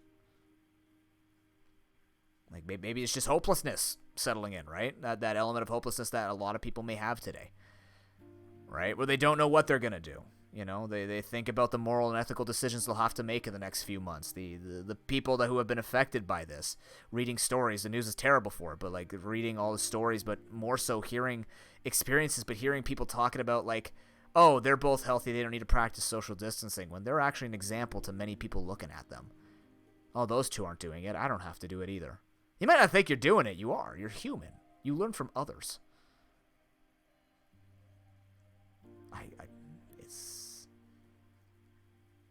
This blew me away this morning. It killed me. I didn't even say half the things I want to say, but like I feel like at this point I'm just going to be a broken record. And again, it just comes down to, so what's the point of me talking about this today? One, that teachers should be way more involved in these discussions as much as everybody else is. My point is that when they go to school in September, and if nothing changes, maybe this is just me telling you I can see the future. Wave 2 is going to hit and everything's going to shut down, and it's going to be an even bigger dumpster fire. And the people who are going to inherit are the ones who could be uncomfortable, make changes temporarily to be able to fix it for themselves individually, and succeed. They're going to be people who are going to fall because of this false pretense that they're going to be protected by the system. We are apparently systemically comfortable. We aren't. I say we as a very general and broad thing, but there are people out there who are very comfortable with accepting that there will be acceptable losses when, in my opinion, there's never such thing as an acceptable loss except in a Nuzlocke, where a Pokemon has to die. No human has to die for the mistakes of others or the ignorance of other people. There's literally no fucking reason we ever have to say somebody will die because of this. There's literally never a time to say that. And it upsets me that of all things, and I don't like pulling the age card, you're kids. This is the future. You're showing the future. Not only are they going in at high risk, but there are educators like myself, or people who have a job, like my sister, who's going to be going into elementary schools, and she's going to have to put her life on the line in hopes that nobody brings it in, or herself doesn't bring it in. Somebody asymptomatic spreads it around. And then if she does that, then she puts her own family at risk. And then she starts suffering from jobs. Then kids don't have a teacher. And then they have no way to make up for it except send more people in to take it. And why? Because the individual decision-making and the systemic management is borked. Like, we have a generation of kids that are telling them they're a number. And we knew that before. We don't want to teach them that. We want to be better. We want to tell them they're not just a citizen that's going to be eventually shoved into the front line. Right? Millions will die so billions can be saved. Fuck that. What the hell does that mean? We're not manufactured to do this. We're not born to do that. This type of decision makes me feel like that. Kids will get sick. It's okay. They'll manage it. They're kids. They're healthy. Fuck you. That's not how it works. Oh, we have many teachers that are looking for jobs. Okay if others get sick. Fuck you, that's not how that works. I don't want to teach the kids of the future. I don't want to teach future generations that when push comes to shove, we just get shoved. We just fall. We have incompetent buffoons who can't run a system and look outside the box, or look to go for temporary solutions, which, even if it's just a temporary micro solution, could lead to people who might be trying to consistently fix the macro. That's asking a lot, but I do firmly believe that we can have leaders who can fix a macro as much as manage micros. That's their job. That's why they get hired. That's why educators update themselves. That's why parents have kids. Have a family. So raise a generation. So that when they become the wave of the future, that they are advancing human society. Yeah, it sounds evolutionary, but what else you got to talk about? Not trying to make it sound like a bunch of robots that are here to fuck so we can stay alive. No. It's not just that. We're a lot more intelligent than that. We follow the basics. That's pretty much how it has to happen, but we're beyond just a species trying to stay populated. Imagine what we can find. Imagine what we can do when we educate and create a great place where tolerance and creative thinking and adaptation is at the forefront again, if it ever has been.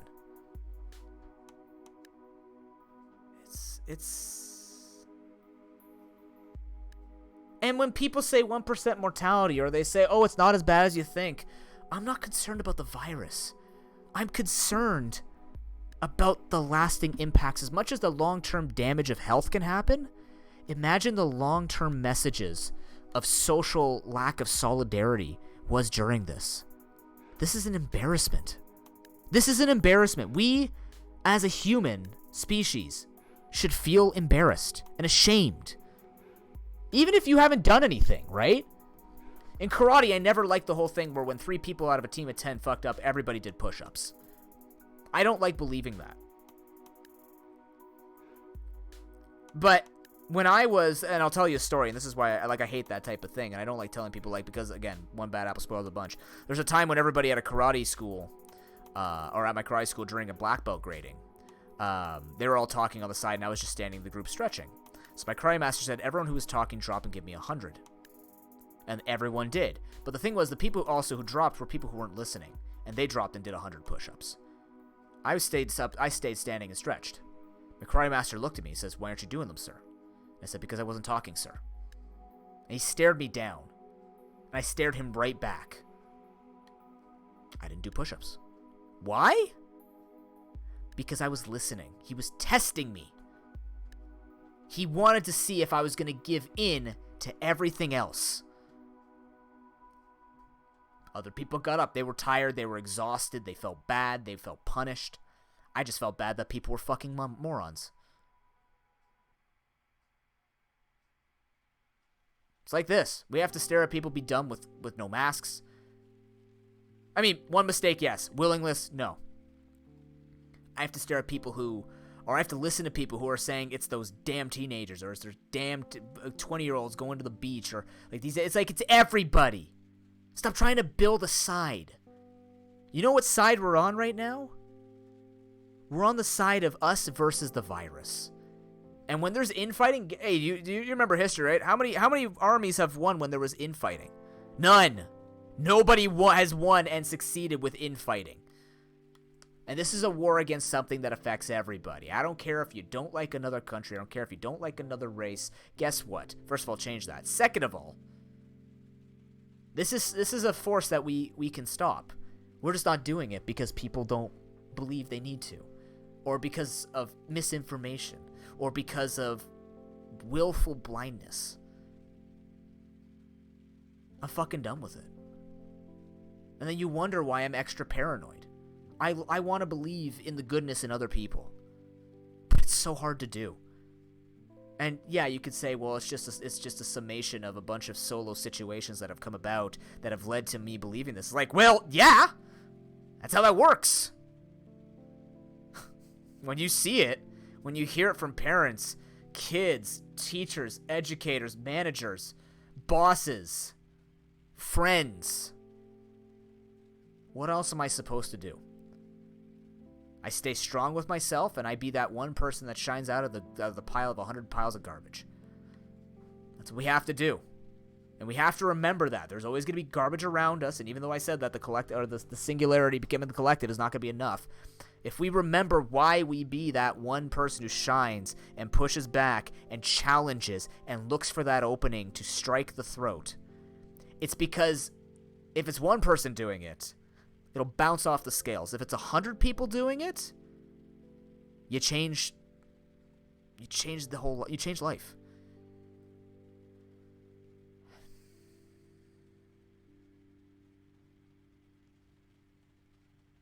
I know this wasn't really like it was organized in the beginning and it just kind of fell off, and I'm just having this talk now, but like I'm upset. I'm upset that the job that I wanted to get, the job that I wanted to be shining light in, I still want to do it. But this is the system This is the system that I work for. Or that I want to work for. And I know it's not just me.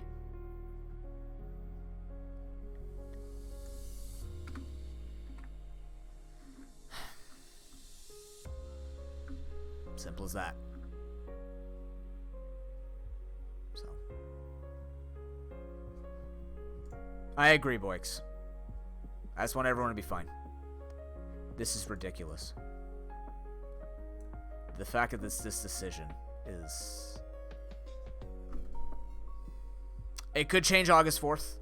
Like I said, this is information coming in from my dad. We have a week. But...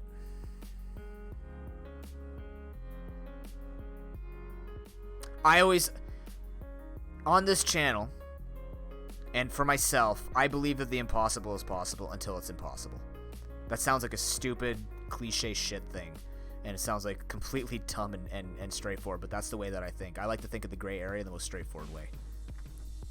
These might not be feasible issues. These might not be feasible solutions, right? These might not be feasible fixes. And I only gave a couple. I could have given more, but I just don't want to talk about it anymore.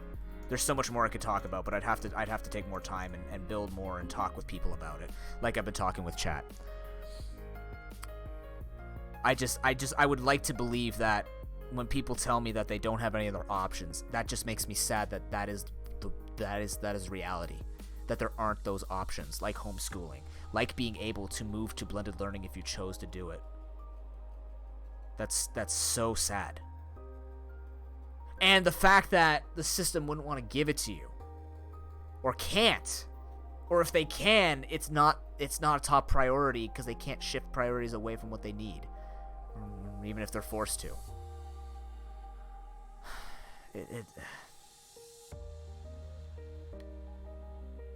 I don't know. If you're watching this on YouTube, I want to hear your opinions. If you stayed this long, thank you very much. For those in chat, thank you very much for letting me say this today, because, like, hey, you know what? We had great discussion. None of this is going to be edited. We're going to keep this just like this. And we don't do this very often, at least in this capacity, right? We talk a lot about changes. We talk a lot about things that we want to happen, but you know, I like talking about things that we've done. That's why I encourage people to be less hopeful and be more helpful, I guess. Hope's great, but it's the actions you have to do. And I like to believe that you can do that as simply as living out your days the best you can be for others and for yourself, because that will have enough control to shut down any system. It's not 1984. We're not living in that type of life. Everything is crackable. Everything is doable.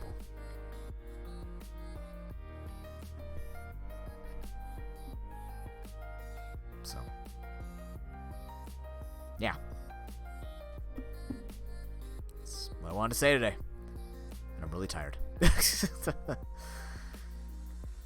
Oh, man.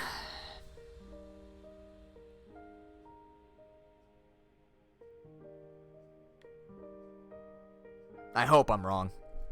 I hope that the system will do much more. I hope that will change and we'll realize it, because you know what's going to happen, chat. It's going to come crashing down in a month when numbers surge. Or when the numbers surge, they're going to be like, well, just keep shoving that square into the circle. We have no choice. We have no backups. We're hopeless. It's like people being in the middle of a field when a thunderstorm comes, where all you can do is run away. But in the thunderstorm, it circles you and you're basically stuck in the middle of it. All you have to do is stand in the rain, right? We shouldn't have to do that. This is controllable. This is manageable. It's just the people who are controlling and managing it are not doing it in the right intentions, or are listening to the people and are just being people pleasers.